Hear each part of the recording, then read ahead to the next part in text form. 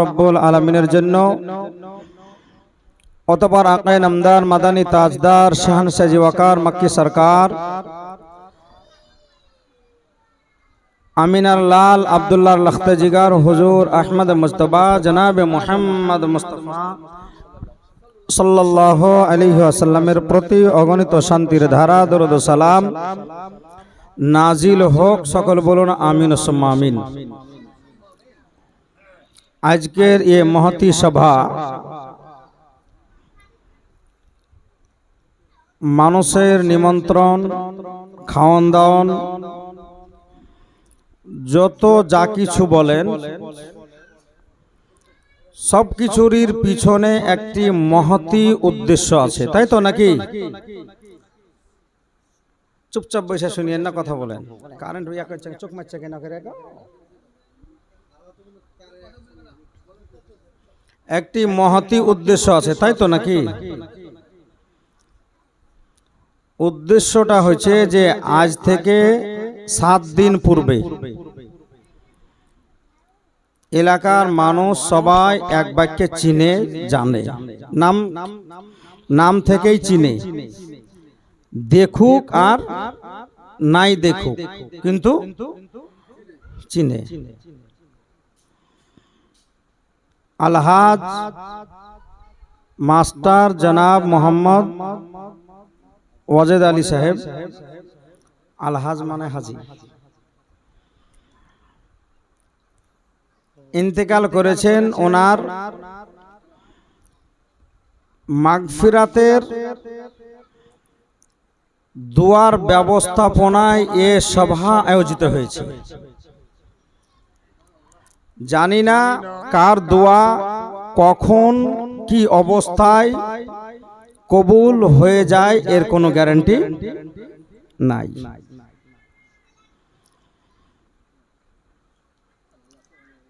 আর মহানবী করিম সাল্লাল্লাহু আলাইহি ওয়াসাল্লাম বলেন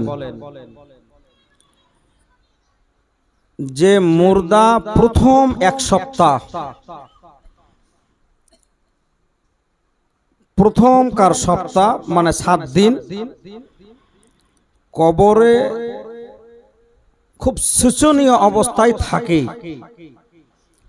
যত রকমের ফিতনা ফাসাদ,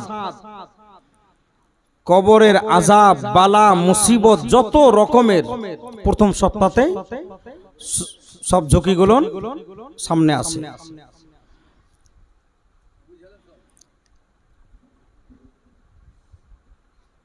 তো এর জন্য মুর্দার নামে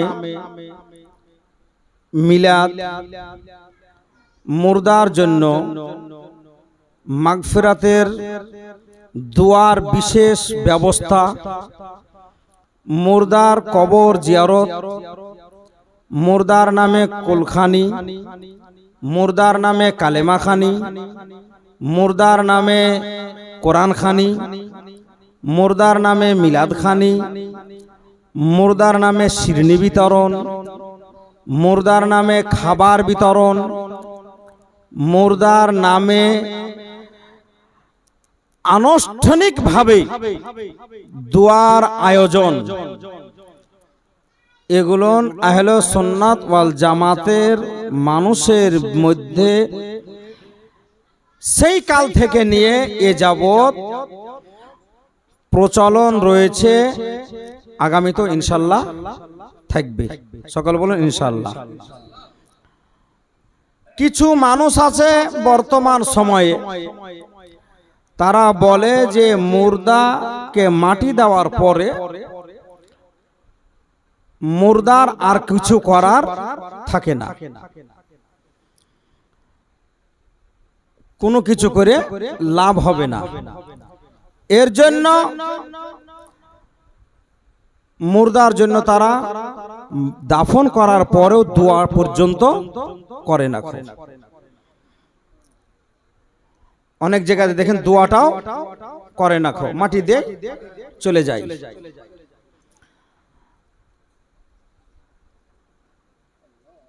মিলাদ তো দূরের কথা, শিরনি বিতরণ তো দূরের কথা, আনুষ্ঠানিকভাবে দোয়ার ব্যবস্থা তো দূরের কথা, সে সময় যে সময় দাফন করা হইল সে সময়তেও তার ব্যবস্থা করে না। আলহামদুলিল্লাহ, সকল বলুন আলহামদুলিল্লাহ। আমরা এগুলো মেনে থাকি আর তার উপরে আমরা আমলও করি, ইনশাআল্লাহ মরা পর্যন্ত করতে থাকবো। সকল বলুন ইনশাআল্লাহ। নবী আমার বলেন আর দোয়া মুখুল ইবাদত, দোয়া হইল ইবাদতের মগজ। সে জীবিতদের জন্য হোক আর মৃতদের জন্যই হোক না কেন, দোয়া হচ্ছে মেন। মানুষের মস্তিষ্ক থেকে, মানুষের মাথার ভিতর থেকে তার ভেজাকে, তার মগজকে যদি বের করে নেওয়া যায়, অথবা মগজবিহীন কোনো মানুষের বেঁচে থাকা সম্ভব নয়, ওই রকম দোয়া হচ্ছে প্রত্যেক ইবাদতের মগজ। আপনি নামাজ পড়লেন, রোজা বলেন, হজ বলেন, যাকাত বলেন, যাই বলেন না কেন, এই যে ইবাদত বলে করলেন, সে আর্থিক ইবাদত হোক আর শারীরিক ইবাদত হোক। ইবাদত হয় দুই রকমের, একটি হয় আর্থিক ইবাদত আর একটা হয় শারীরিক ইবাদত। মালি ইবাদত আর বাদানি ইবাদত। শারীরিক ইবাদত যেমন আপনার শরীর না হলে হবে না, অর্থাৎ নামাজ শরীর খাটিয়ে পড়তে হয়, রোজা শরীর খাটিয়ে করতে হয়, এগুলো হয় শারীরিক ইবাদত। আর এক প্রকারের ইবাদত আছে যেগুলোকে বলা হয় আর্থিক ইবাদত, যেমন যাকাত, টাকা না হলে যাকাত দেওয়া হয় না, হজ টাকা না হলে হজ হবে না, দান এইগুলো টাকা না হলে হবে না। সে যেই ইবাদতই হোক না কেন, প্রত্যেকটা ইবাদতের মগজ হচ্ছে দোয়া। আপনি দান করলেন, আপনি সাদকা করলেন, আপনি রোজা রাখলেন, আপনি নামাজ পড়লেন, আপনি হজ করলেন, আপনি যাকাত দিলেন, আল্লাহর দরবারে হাত উঠিয়ে দোয়া করলেন, আল্লাহ গো আমি নামাজ পড়লাম, আল্লাহ আমার নামাজ কবুল হলো কি না হলো, আল্লাহ তুমি আমার নামাজকে কবুল করে নাও। যদি আল্লাহ আমার নামাজটা তোমার দরবারে গ্রহণ না হয়ে থাকে, আমি অধম পাপী, তোমার খাতাকার সিয়াকার গুনহার বোঝা নিয়ে তোমার দরবারে আল্লাহ আমি সারেন্ডার হয়েছি, নিজেকে সমর্পণ করে দিয়েছি। এ মাবুদ মাওলা, আমার এই অযোগ্য নামাজকে তোমার দরবারে কবুল করে নাও, আমার অযোগ্য রোজাকে তোমার দরবারে কবুল করে নাও। যখন আপনি দোয়া করবেন, আপনার নামাজ যখন আদায় করলেন, নামাজ কবুল হয়নি, রোজা রেখেছিলেন, রোজা কবুল হয়নি, কিন্তু যখন আপনি দোয়া করলেন দেখা গেল আপনার দোয়া কবুল হয়ে গেল। যখন দোয়া কবুল হয়ে গেল, এই দোয়ার সাথে আপনার ওই ইবাদতটাও কবুল হলো, হলো না হলো না? তাহলে দোয়া হচ্ছে মেন। তাহলে দোয়া ছাড়া কোনো কিছু আছে? আমরা আলহামদুলিল্লাহ নামাজে, এই এটা ঠিক করাও তো কাউকে দেখেন তো ভাই, নামাজের পর ওইটা কোনো ব্যবস্থাকে টাইট করে দিতে হবে। আমরা নামাজে জানাজা পড়ি, তাই তো নাকি? এদিকে লক্ষ্য করেন, নামাজে জানাজা পড়ি তো নাকি? হ্যাঁ, নামাজে জানাজা এটা কি বলেন তো? নামাজে এটা নামাজ যে জানাজা, অর্থাৎ জানাজার নামাজ, অদুআউ লিহাজাল অথবা লিহাজিল মাইয়িত, তাই তো নাকি? মাইয়াতের দোয়া, নামাজ এবং মাইয়াতের দোয়া আমরা পড়ি না? নামাজে জানাজা পাঠ করলাম, নামাজে জানাজা পড়লাম, এই নামাজে জানাজার পর আমরা আলহামদুলিল্লাহ দোয়া করি। আপনারা করেন তো নাকি? আমি তো অনেক জায়গায় অনেক দিন মাটি দিলাম, আপনাদের গোরস্থানে অনেককে দিয়েছি। তো জানাজার দোয়া তো হয় রীতিমতো আলহামদুলিল্লাহ, কবর আজানও হয় আলহামদুলিল্লাহ। আমাদের এলাকায় আগে হয়তো না, আলহামদুলিল্লাহ বেশ কিছুদিন হানে। আর আমার লাইফে এরকম প্রচলনই নাই। আমার লাইফে বিনা দোয়াতে আমি জানাজাই পড়ি না। এই দুটো জানাজাতে আমাকে বাধা দিয়েছিল, সেটা আমাদের নিজেদের মধ্যে, মানে ফারাজির মানা করলে আমি মানা শুনতাম না, যে হট্টগোল লেগে যাবে, মারামারি হয়ে যাবে, আপনি দোয়াটা করিয়েন না।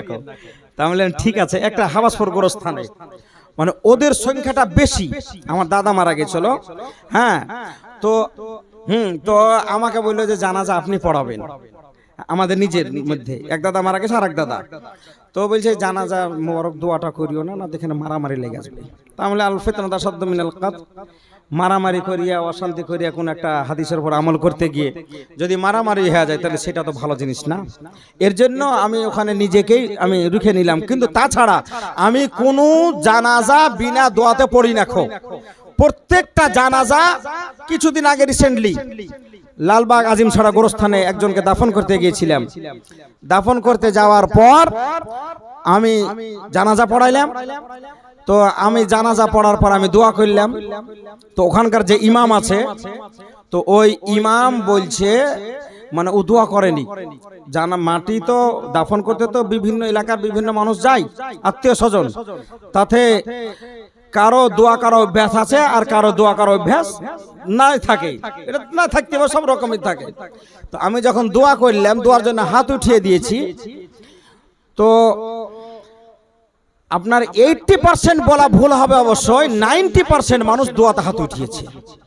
পরে রেজাল্ট পেলাম, এটা আমার অনুভব, এটা আমি আইডিয়া করলাম যে 90% মানুষ, কিন্তু পরে আমি রেজাল্ট পেলাম যে মুসলিমে 10 থেকে 15 জন ইমাম, সেখানকার ইমাম সহ দোয়া করেনি। মানে কিছু মানুষ সবাই দোয়া করেছে আমার সাথে সাথে, আর কিছু মানুষ কি জানেন, একবার হাত উঠিয়েছে একবার নামিয়েছে, ওদিকে তাকাইছে যে ইমাম সাহেব দোয়া করছে, আমি কেন করব। আবার এদিকে ডানে তাকিয়ে দেখছে যে এরা তো সবাই দোয়া করেছে, তো আমি কেন বাদ দিব। বুঝতে পারছেন তো কথাটা?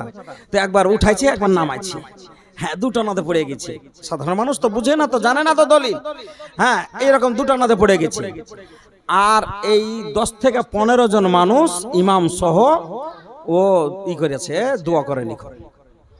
তো কেউ ওকে বলেছে দোয়া করলে না কেন, তো বলেছে যে এটা নিয়মের বাইরে, দোয়া কোন হাদিসে নাই।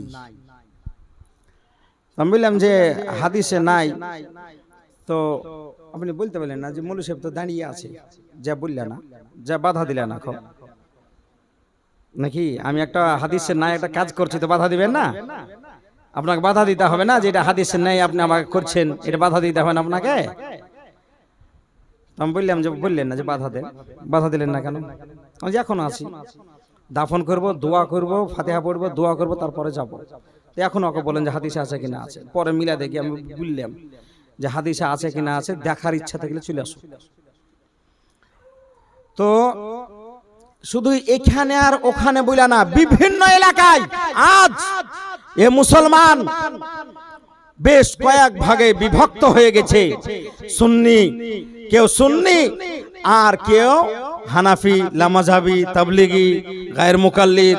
হ্যাঁ, এই যে বিভাজন মুসলমানদের মধ্যে হয়েছে, তার কারণ এটা আমার দৃঢ় বিশ্বাস যে এই বিভাজন মুসলমানদের মধ্যে ঘটবে। তার কারণ আজ থেকে 1400 বছর পূর্বে আপনার আমার নবী, নবীগণের নবী, আমার শাহনশাহ জিওয়াকার, মক্কি সরকার, মাদানী তাজদার, দোনো জাহানের মালিক মুখতার জনাবে মুহাম্মদুর রাসূলুল্লাহ সাল্লাল্লাহু আলাইহি ওয়াসাল্লাম বলেছেন যে বনি ইসরাইল 72 ভাগে বিভক্ত হয়েছিল, আমার উম্মত 73 ভাগে বিভক্ত হবে।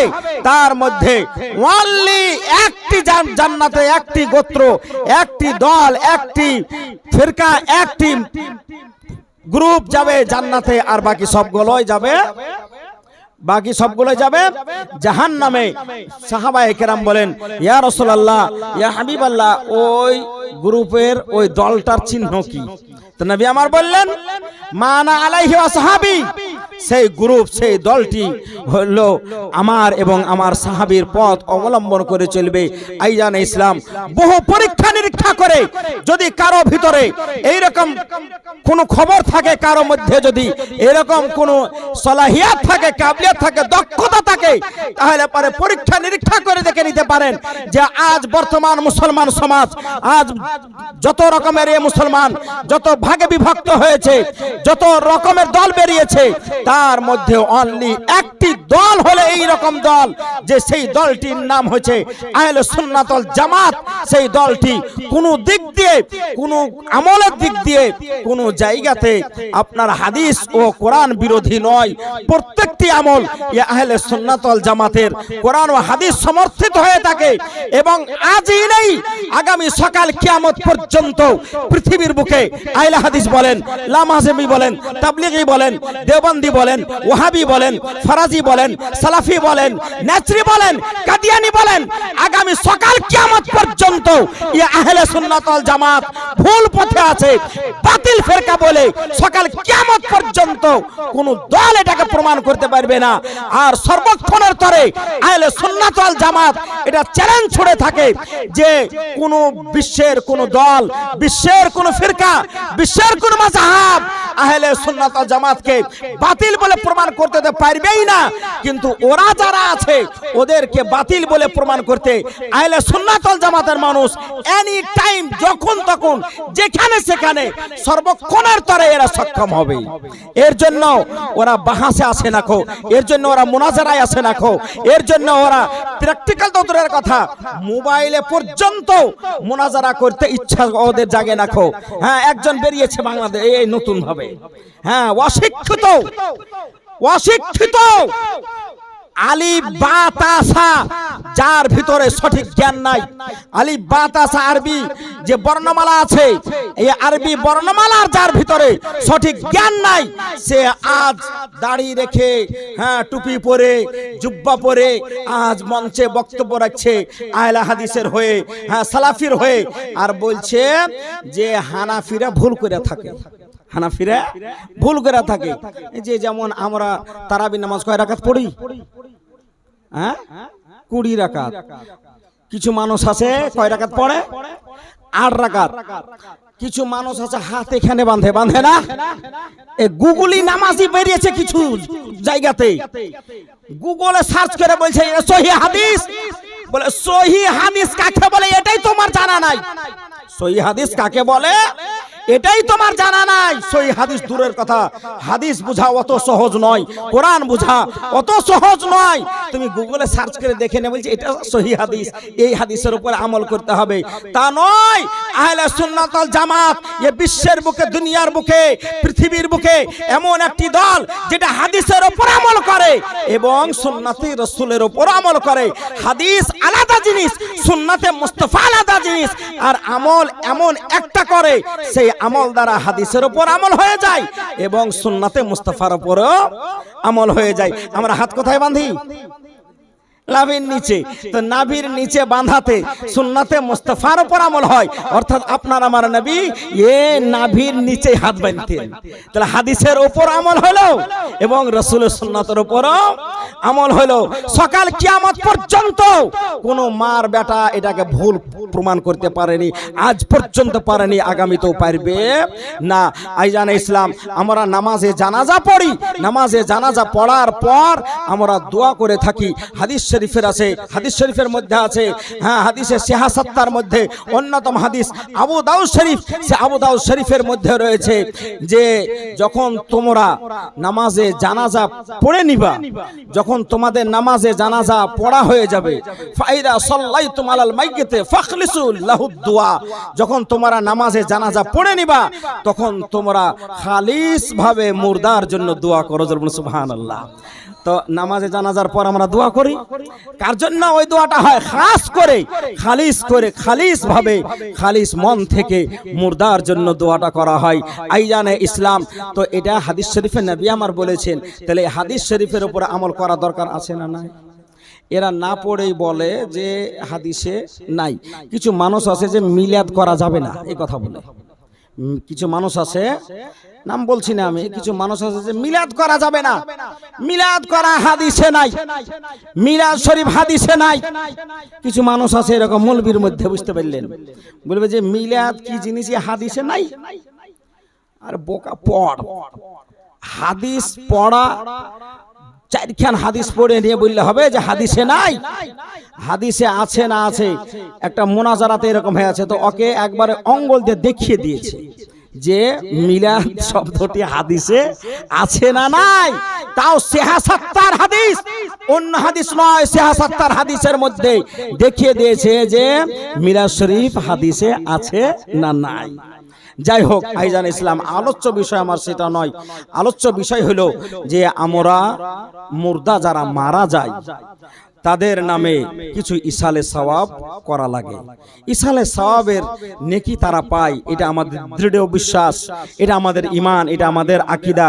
তাদের জন্য আমাদেরকে কিছু করা লাগবে। একজন মৃত মানুষ ইন্তেকাল করার পর আমরা ধারণা করে থাকি, অনেকের ভিতরে এই ধারণাটা আছে যে কি, যে ইন্তেকাল করার পর, মারা যাওয়ার পরে দুনিয়ার সঙ্গে অথবা জীবিত যারা আছে তাদের সঙ্গে কোনো সম্পর্ক থাকে না।